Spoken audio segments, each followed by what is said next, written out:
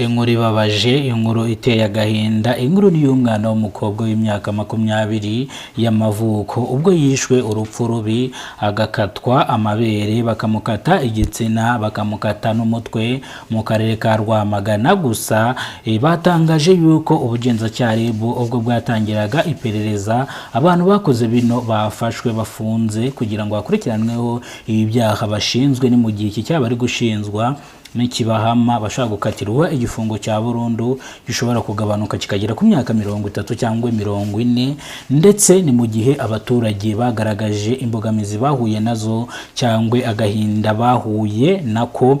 Ni mu gihe umuryango wa nyakwigendera wavuze yuko uyu mwana w'umukobwa yari mu masaha ya nimugoroba ubwo bari bamutumye ku gasantere. Uyu mwana w'umukobwa bategereza kataha baramuheba, gusa mu gitondo nibwo bari batangiye gukora cyangwa bari bagiye kuri RIB gutanga ikirego yuko babuze umwana wabo w'umukobwa.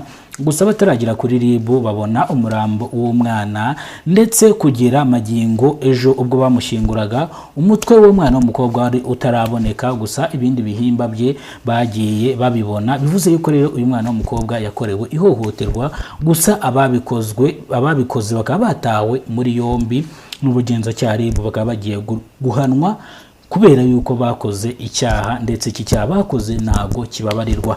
Nimbere bwo bwa mbere ugize ko no muyoboro wa Kidasamura TV Rwanda, kora subscribe ufungure inzogera kugira ngo uzajye ubasha kubona amakuru mu gihugu cy'u Rwanda kandi yizewe. Kidasamura ni ihuriro ry'ibiganiro bitandukanye hano mu gihugu cy'u Rwanda. Wakoze subscribe uruwa gaciro, ibyo tugezeho niwe tubikesha.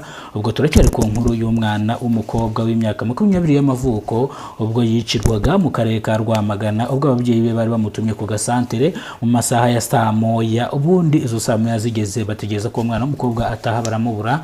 Bategereza saa 2 saa 3 zijya zitaragera saa 4, yenda baravuga ngo ni imyitwarire mibi y'abana cyangwa ni kwa kundi abana batembera, rega dutegereze araza. Gusa mu masaha ya mu gitondo batunguwe no kubona uyu mwana w'umukobwa yapfuye urupfu rubi. Nababwiye ibyo bamukoreye, ihohoterwa bamukoreye ubwo bamukoreye ibyafura mbi.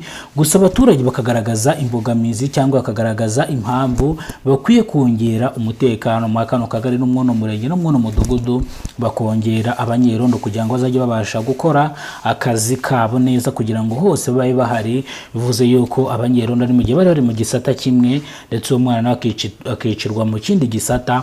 Bivuze yuko naho bihuriye. Bivuze rero ko n'umwana w'umukobwa ubu ngo umugenzo wo kumushyingura watangiye, ndetse akaba yarashyinguwe, ndetse abakoze kino cyaha nababwiye yuko batawe muri yombi bakurikiranyeho iki cyaha bashinzwe cyo gufata umwana w'umukobwa w'imyaka 20 bakamwica, bakamushinyagurira. No kuvuga ngo baramwishe bashinyagurira n'umurambo we. Bivuze ngo twabashiye kuvugana n'abaturage cyangwa abaturanyi biwe, batubwira yuko uyu mwana w'umukobwa nabirara bagendanaga, yari umwana w'umukobwa utuje, yari umwana w'umukobwa wakoraga ibye, yari umwana w'umukobwa w'umuhanga ku ishuri. Ngira ngo bagaragaje ibyiza bye, bibi byiwe nibabigaragaje. Bivuze yuko nta bibi yagiraga, yari umwana w'imfura. Ubwo umuryango wa nyakwigendera nibwo bavugaga yuko uyu mwana bari bamutumye ku gasantere, bikarangira adatashye, baterera agati mu menyo. Barangije mu gitondo niko kumva iyi nkuru, cyangwa niko kusanga umurambo wiwe byarangiye yashijemo umwuka. Uvuze yuko rero bamwe mu baturage cyangwa bamwe mu baturanyi biwe bavuze yuko gusa uyu mwana w'umukobwa ni mu gihe akariko kose bamutuma. Ubwo ndaza kubigarukaho nabyo muri famiye ubuzima bwe yarabayeho gute, kuko twavuganye n'abaturage batandukanye. Gusa nimba ari bwo bwa mbere ugeze kono muyoboro wa Kidasamura TV Rwanda, kora subscribe ufungure inzogera kugira ngo uzajye ubasha kubona amakuru mu gihugu cy'u Rwanda kandi yizewe. Kidasamura ni ihuriro ry'ibiganiro bitandukanye hano mu gihugu cy'u Rwanda. Turazogaruka mu karere ka Nyamasheke aho hapfiriye abantu 3, tugaruke mu karere ka Rulindo aho imodoka zakoze impanuka zikagongana, tugaruke mu karere ka Nyamagabe. Ndaza kubakorera inkuru y'umugabo witwa Nzabandora Vedasta ubwo gufungurwa yarangiza akayitongera agakora indi kesi, ubu ngubu akaba nanone yongeye gusubira gufungwa.